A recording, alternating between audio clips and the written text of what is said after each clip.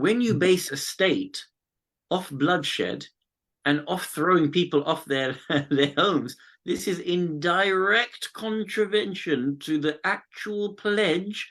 Subhanallah. And what's really interesting, think about this really logically. God is all knowing, God is all wise. Imagine I have a particular thing that I'm going to do in the future. God knows. God knows I'm going to kill Sayyid Ja'fari. God forbid. And he comes to me and he says, I want you to make a pledge. You're never going to kill Sayyid Ja'fari, right? Of course I'm not going to. What are you talking about, Allah? God, I'm not going to do that.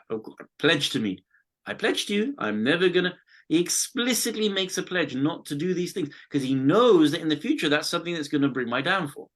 So in the actual pledge that God gives, the mithaq, لا تسفكون دماءكم ولا تخرجون أنفسكم, don't have it that in yourselves you can actually shed blood and that you can kick people off their land, out of their houses. Because if you can do this to yourself, to fellow Jews, fellow believers, then subhanallah, you'll do it to Muslims in the future. So God, from the outset of his covenant with them, made this covenant, this commitment not to engage in these behaviors.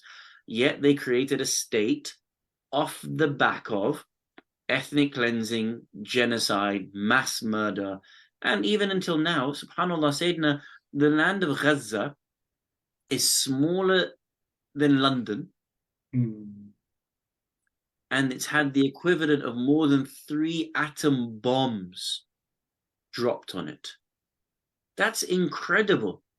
Just think about how much damage that's done, or how much. Can you just imagine the extent of?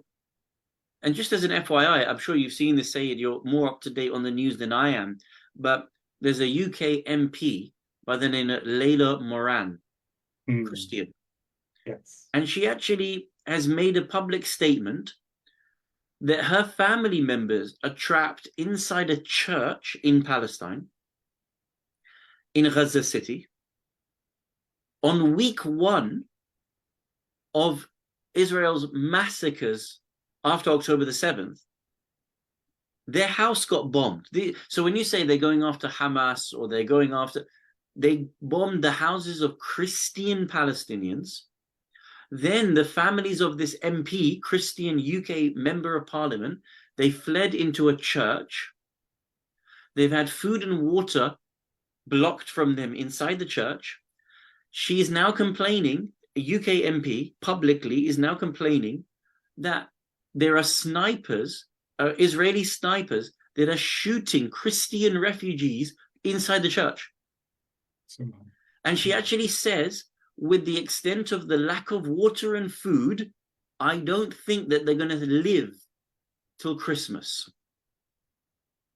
Now, if you're bombing Christians and then you're snipering them inside a church and you're blocking food and water from them, if that's what you're doing to Christians, imagine what you're doing to the Muslims in Palestine.